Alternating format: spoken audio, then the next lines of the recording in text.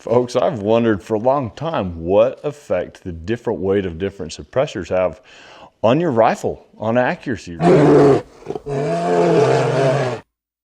right now I'm actually at the shooting range, and I've brought one of my favorite 280 Ackley Improved rifles and 4 different suppressors, all of the same design and the same manufacturer, and I've tested the accuracy results through each one to see if it actually makes a difference, because they're all different in weight, right?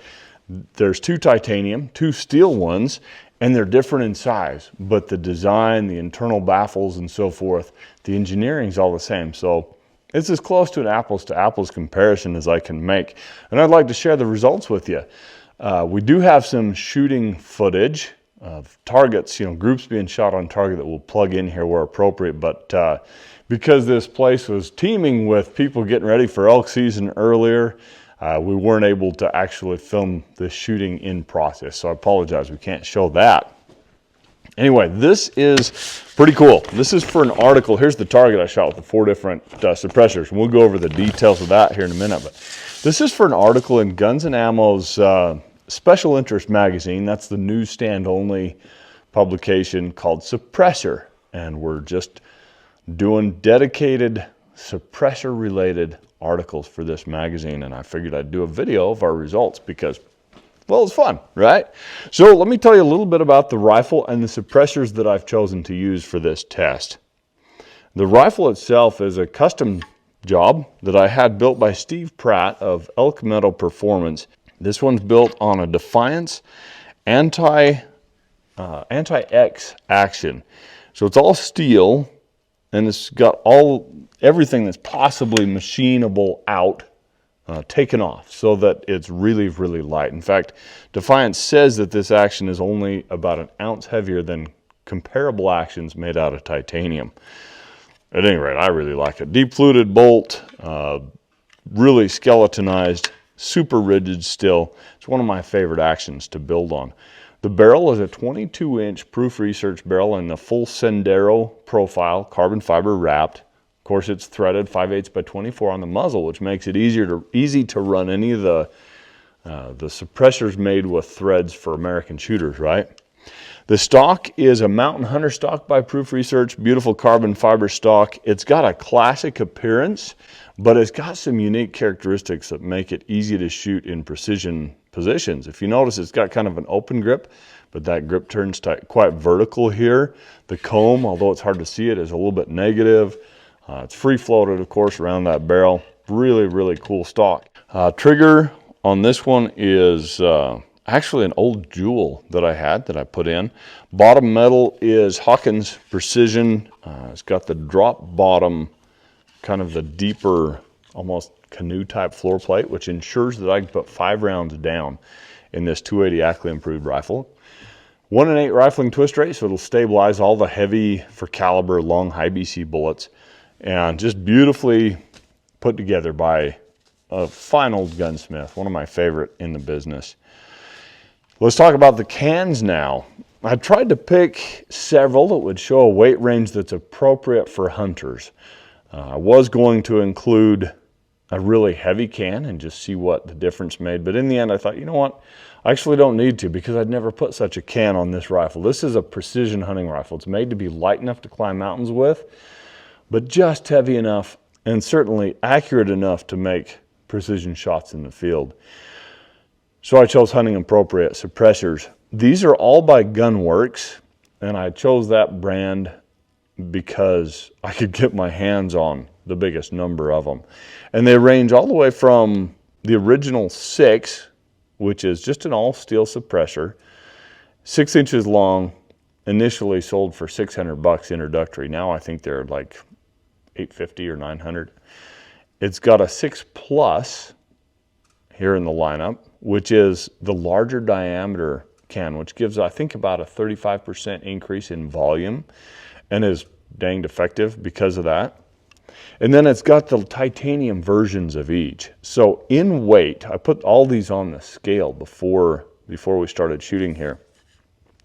We go from the 6 titanium, which is 8 ounces, to the 6 Plus titanium at 10 ounces, the 6 steel at 12 ounces and the 6 Plus steel at 14 ounces. So it's in 2-ounce increments, and we gain a near double weight jump, right? Going from 8 ounces to 14 ounces. I've shot all of them with this cover right here. It's, I think, by Coltac. I got these ones through Gunworks too. You can see their little logo on it, but I like this suppressor cover because it's only 2 ounces. A lot of the covers out there on the market now are 4 to 8 ounces, and that adds a lot of weight to your mountain rifle. It also adds bulk, and if you get them wet, it can change your point of impact just a little bit. This one's sleeker, smaller, it won't hold as much water, less likelihood of that happening. And of course, just adds 2 ounces. So on the rifle, we had 8 plus 2 for 10 ounces and so forth, right up the line. Just add 2 ounces to the foundational weight of each. Also, that suppressor cover actually dampens sound a little bit. It's not a lot, but it's enough to make it worth it. Just like if you're to wrap a tuning fork, you can't get that thing to hum. Same thing happens with a suppressor. Now, the reason I wanted to check whether different suppressors will produce different levels of accuracy is just because of vibration tuning. I reasoned that if you hang a lightweight out on the end, it's going to change the vibration dynamic of your barrel differently than if you hang a heavier weight out on the end. And this has kind of been supported through the years just by my observations. I've had rifles that would shoot really well with a medium weight suppressor on them, but just didn't shoot well with an ultralight suppressor, or vice versa. It's less common. Seems like, I'm just going to throw the number out there, but this suppressor right here with a cover on it, 12 ounces plus 2 ounce cover, right? This is the standard 6-inch steel. That's the most universally accurate suppressor I've put on rifles for years. If I just want one to shoot well with it, with a suppressor on it, that's the first one I grab because it's a high percentage likelihood. That said, surprising results in this test. That wasn't this rifle's favorite suppressor. And yeah, that brings me to the results. They were different, but there was only, to my surprise, one real standout. I thought I might see one or two that were not nearly as good, and then one that was really good, and one that was somewhere in between. But the fact is, there isn't a ton of difference. You can see a couple of what I consider kind of almost anomalies here, like this half-inch group right here is about half the size of the other two, right? And so that shows that sometimes flukes just happen. It's a good reason to shoot multiple groups. Especially don't just shoot one little bitty 3/8 inch group and then for the rest of your life say, oh, the rifle's a 3/8 inch rifle. I can't do it every time, but it would. Probably not. Flukes happen. You got to shoot a series for accuracy averages. Now, it's worth noting that due to a time crunch, I only let the rifle barrel cool 2 minutes between groups while shooting these, which isn't a lot. It's about 75 degrees ambient temperature out right now. In between suppressors, so between shooting these groups and the next series, I would let the rifle cool entirely. So lightest at the top, heaviest at the bottom. Hopefully you can see this well enough on the camera, but let's just start with the 6 titanium, the standard size, and talk through the results. You can see I've got almost a flyer here on the first group. These are the 3 groups, first, second, and third, with 2 minutes between each group, right? But this group's probably 1.25 inches. By the way, these little bullseye dots are about 3/4 MOA. They're not an inch. This one's probably, 8 or 9/10 of an inch, and this one's about the same. It's just okay accuracy. This rifle should do a little better. It's worth noting that I used factory ammo for this. Just because I had quite a bit of it, and it's reasonably good stuff, I just chose to use Hornady Precision Hunter, loaded with 162 grain ELDX bullets. This rifle shoots that load without any suppressor at all reasonably well. It averages about 8 or 9/10 of an inch. So sub MOA, certainly not half MOA, but then, it's factory ammo. It's bulk, mass-produced, production-grade ammunition, and that's reasonably good for that. With a hand load and, weight sorted brass, the whole thing tuned to the 9s, this rifle should shoot, you know, 1/2 inch or better. But this is what I ran the test with. Okay, so just to show you the suppressor we're talking about for this first row was the 6 titanium. Is this one right here, and it's just crazy light. 8 ounces, actually a fraction under, I believe, if you put it on like a postal scale. Crazy light, still quite effective, about 6 inches long, very, very nice suppressor, right? Next I went to the 6 Plus titanium because it's actually lighter than the smaller 6 steel titanium. Even though it's bulkier, has more internal capacity and so forth, and you would think that weighs more than its little sibling here, it actually weighs 2 ounces less. So this is a 10-ounce suppressor. And that's the one that the rifle proved to like best. As you can see, my first group with a cool barrel, easily 1/2 MOA or slightly better. Next one, it's probably about 7/10, and then the third one about 6/10. Pretty darn good for factory ammo. You average those 3 out. You know, I'll have to actually put the calipers on these, but I'm guessing we're going to come up with an average between 0.6 and 0.7. Good for factory ammo. And significantly smaller, not by a huge margin, but significantly smaller than the groups with the previous load. Now, let's go to the next heavier one, which is the I need to show you that one. I did pick it up and show you, but it's fat. It's actually blessedly good at taming recoil and sound because of that internal volume without being super long. I really, really like that. That's my favorite of this lineup for my top-end lightweight mountain rifles, by the way. Next, of course, is the all-steel 6, the standard. This was their flagship and inaugural launch several years ago, and it's just a fantastic suppressor. 12 ounces, and it shot pretty well. You can see right here that first group's probably inch and 1/8. Another one about the same, maybe a tad smaller, and then just over 1/2 inch for that final one. The average still isn't quite as good as the Titanium Plus version. And then finally, I went to the all-steel 6 Plus. And I thought, you know, that one's going to be 14 ounces, 16 ounces with the cover on it. That's probably going to dampen recoil really well, and I bet this rifle's going to love it. Not so, actually. The last group was really pretty darn good, but the first 2 were just solid kind of inch kind of groups, maybe 1 1/8 for that first one. So my conclusion really was that this rifle shot almost the same with 3 out of the 4, but 1 out of the 4 stood out. And that's what I wanted to know.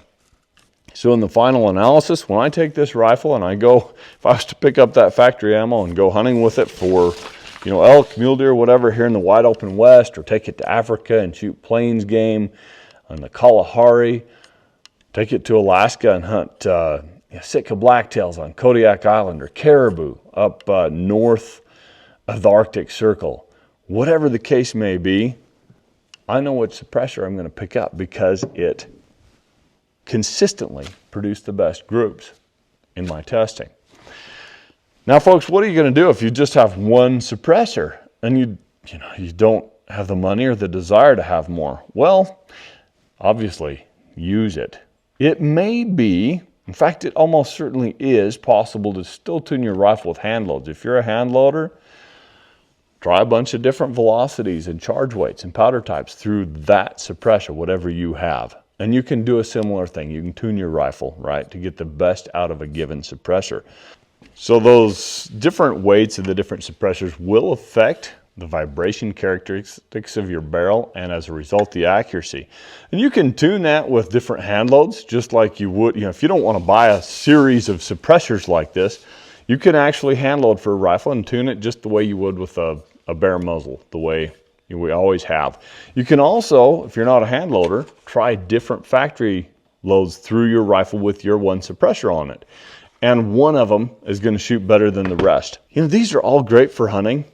Suppressors are becoming more readily available, easier to get, quicker to get, and less costly. as of January 1, we're not even going to have to pay the $200 tax stamp on them anymore. So there's really little reason not to own a lineup of suppressors. Just like this, you can use them on your various hunting rifles. And if you've got one specific rifle that you want to really shoot to its utmost potential, try them all on there, and you can pick the one that works best. So as you can see with the Steel 6 Plus, which is the heaviest can we tested, point impact slightly below center. The standard steel, not the Plus, slightly above center.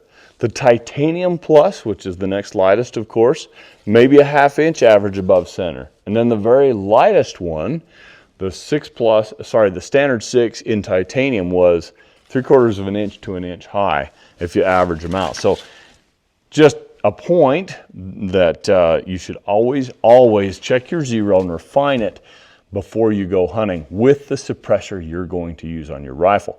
By the way, I always zero at 200 yards with my hunting rifles. I feel like zeroing at 100 yards is a waste of a perfectly good flat trajectory. But then I shoot at 300 and 400 yards pretty consistently. So, you know, if you're a big woods hunter and you never shoot past 100 yards, zero at 100.